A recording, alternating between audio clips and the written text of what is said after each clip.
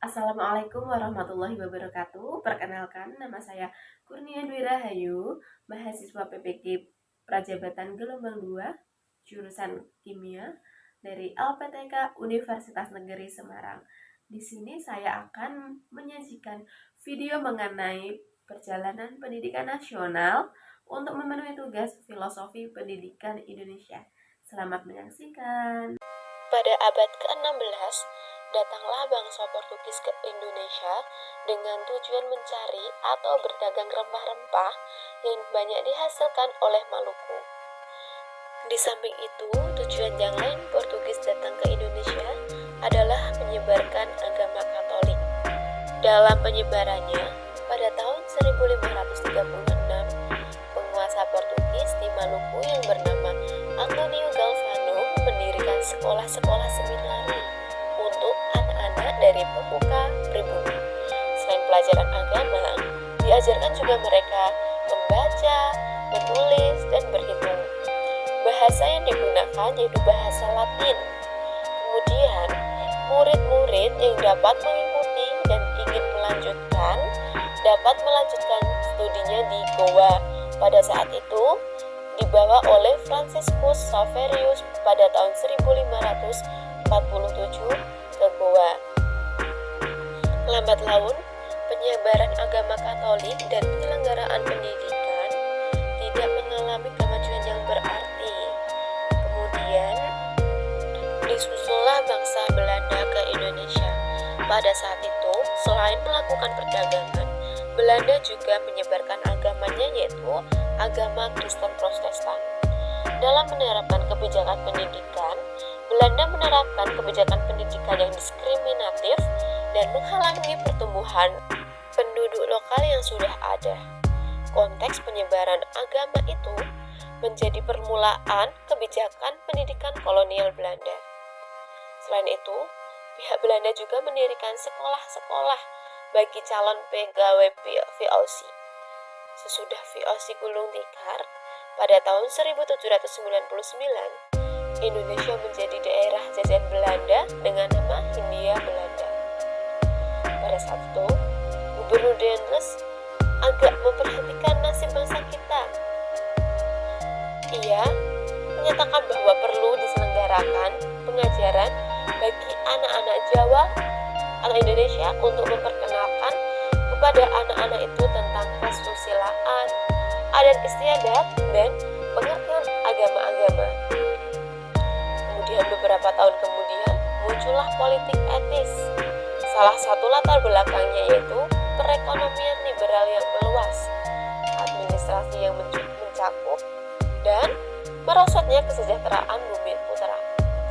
Pada tahun 1867, dalam pemerintahan Hindia Belanda dibentuk suatu departemen tersendiri yang mengurusi masalah pendidikan, agama, dan kerajinan yang disebut Departemen van Onderwijs en Eredienst atau Departemen Pengajaran dan Kepentingan Kehormatan.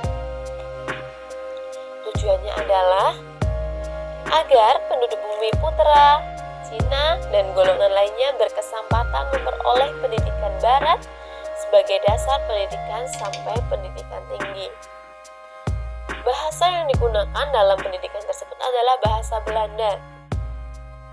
Melalui kebijakan pendidikan politik etis, orang-orang bumi putra harus diperkenalkan kebudayaan dan pengetahuan barat, sehingga pemerintah Belanda banyak mendirikan sekolah-sekolah yang berorientasi barat. Pendidikan tersebut dilakukan untuk menghasilkan tenaga-tenaga kerja yang cakap untuk dikerjakan di administrasi dan gereja pada masa pemerintahan. Pemerintah Belanda mendasarkan kebijakannya pada pokok-pokok pikiran sebagai berikut. Yang pertama, pendidikan dan pengetahuan barat diterapkan sebanyak mungkin bagi golongan penduduk bumi putra. Bahasa Belanda diharapkan menjadi bahasa pengantar di sekolah-sekolah. Kemudian, pemberian pendidikan yang rendah bagi golongan bumi putra disesuaikan dengan kebutuhan mereka. Nah, terjadi gradualisme yang luar biasa dalam penyediaan pendidikan bagi anak-anak Indonesia. Kemudian, dualisme pendidikan dengan menekankan perbedaan yang tajam antara pendidikan Belanda dan pendidikan pribumi. Kemudian kontrol sentral yang kuat, keterbatasan tujuan sekolah pribumi, dan peranan sekolah untuk menghasilkan pegawai sebagai faktor terpenting dalam perkembangan pendidikan. Terjadinya prinsip konkordansi yang menyebabkan sekolah di Indonesia sama dengan di negeri Belanda. Tidak adanya perencanaan pendidikan yang sistematis untuk pendidikan anak pribumi.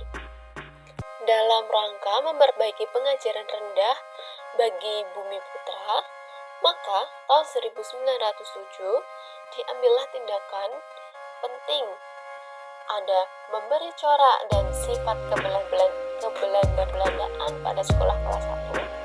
Kemudian mendirikan sekolah-sekolah desa, sekolah Vervolk, sekolah Bumi Putra kelas 2, sekolah dasar berbahasa Belanda untuk Cina dan Bumi Putra, pendidikan lanjutan atau MULO, kemudian adanya pendidikan guru, pendidikan kejuruan yang dimana ada kejuruan teknik, ada pertukangan dan yang lainnya, kemudian pendidikan sekolah tinggi, dan masih ada beberapa lagi. Kemudian pada tanggal 3 Juli tahun 1922, Ki Hajar Dewantara mendirikan Taman Siswa. Tujuannya untuk menciptakan suasana belajar yang menyenangkan bagi siswa, sehingga mereka bisa mengembangkan potensi dan kemampuan mereka secara optimal. Selain itu juga, Taman Siswa bertujuan membantu siswa memahami dan merasakan dunia di sekitarnya secara langsung. Ki Hajar Dewantara senantiasa menegaskan bahwa pendidikan yang diberikan hendaknya dapat menjadi manusia yang merdeka. Ki Hajar menyatakan bahwa pendidikan akan berjalan dengan baik jika anak didik merdeka batinnya, merdeka pikirannya, dan tenaganya. Tentang hakikat merdeka, menurut paham Ki Hajar Dewantara, bukan berarti seseorang itu bebas dan lepas dari perintah serta penugasan orang lain. Dalam pendidikan, harus senantiasa diingat bahwa kemerdekaan itu bersifat 3 macam, yaitu berdiri sendiri, tidak bergantung orang lain, dan dapat mengatur dirinya sendiri.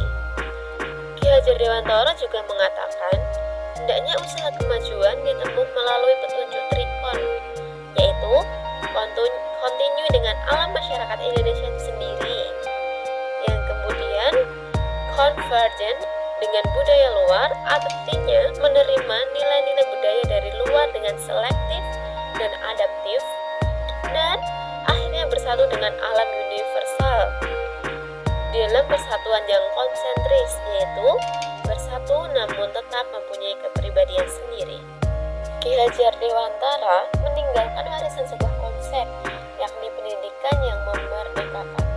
Konsep ini termaktub dalam 3 semboyan dalam bahasa Jawa, yaitu ing ngarsa sang tuladha, ing madya mangun karya, tut uri handayani, yang artinya di depan memberikan contoh, di tengah memberi semangat, dan di belakang memberi dorongan.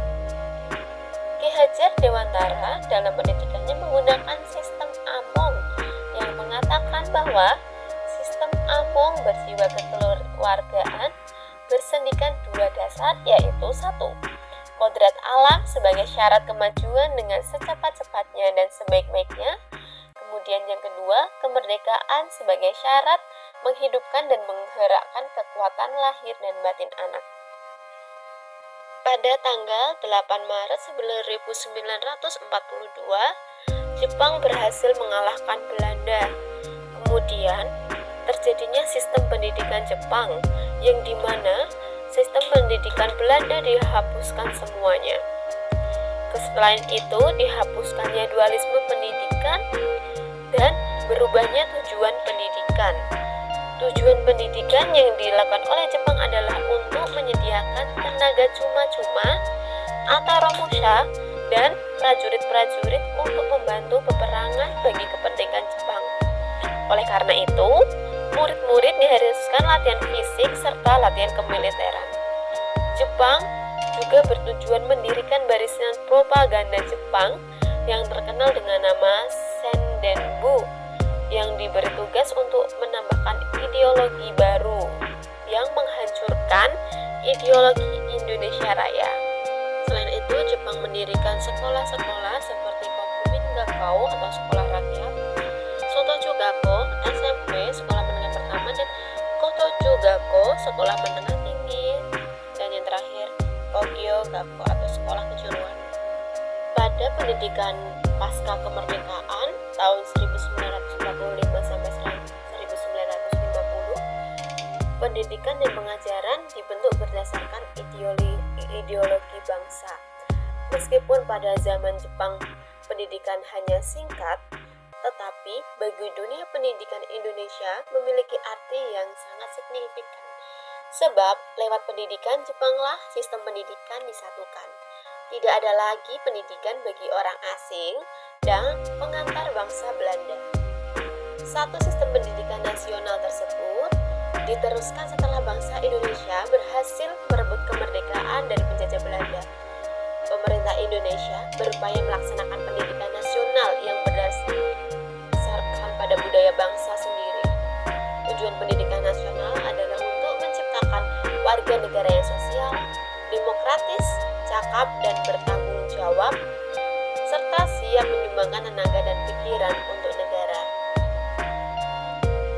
Tujuan pendidikan nasional yang menciptakan hal-hal tersebut memiliki kurikulum pendidikan yang sama dengan Jepang, namun menggunakan pengantar bahasa Indonesia. Adapun tingkatan pendidikannya yaitu pendidikan rendah atau sekolah rakyat yang dilaksanakan selama 3 tahun, pendidikan umum, SMP dan sekolah menengah tinggi, kemudian kejuruan, ada pendidikan ekonomi dan kewanitaan, sekolah teknik, ada pendidikan yang dipakai untuk pabrik senjata, kemudian pendidikan tinggi untuk bisa meneruskan tanpa persyaratan. Dulu pendidikan tinggi adalah UGM atau Universitas Gadjah Mada. Pada masa Orde Lama tahun 1950 sampai 1966, pada saat itu dipegang oleh Soekarno dengan tujuan pendidikan mengalami perubahan berdasarkan Manipol Usdek atau manifestasi politik, Undang-Undang Dasar 1945, Sosialisme Indonesia, demokrasi terpimpin, ekonomi terpimpin, dan kepribadian. Kebijakan pendidikannya yaitu menegaskan bahwasannya Pancasila dengan Manipol sebagai pelengkap atas pendidikan nasional. Yang kedua, menetapkan Pancawardhana sebagai sistem pendidikan yang berisi prinsip-prinsip. Kemudian yang terakhir, menyelenggarakan hari Krida atau hari untuk kegiatan di lapangan kebudayaan, kesenian, olahraga, dan permainan pada tiap-tiap hari Sabtu. Pada tahun 1966 sampai 1998 memasuki masa Orde Baru, yaitu adanya tujuan pendidikan nasional untuk membentuk manusia Pancasila sejati berdasarkan ketentuan-ketentuan yang dikehendaki oleh pembukaan Undang-Undang Dasar 1945. Orde Baru identik dengan ideologi atau slogan pembangunan. Nah, kemudian untuk kurikulumnya, pada kurikulum 1968 bertujuan membentuk manusia sejati, kuat dan sehat jasmani, mempertinggi kecerdasan dan keterampilan jasmani, moral, budi pekerti, dan keyakinan keberagaman. Pada kurikulum 1975 bertujuan agar pendidikan lebih efektif dan efisien berdasarkan MBO atau Manajemen by Objective.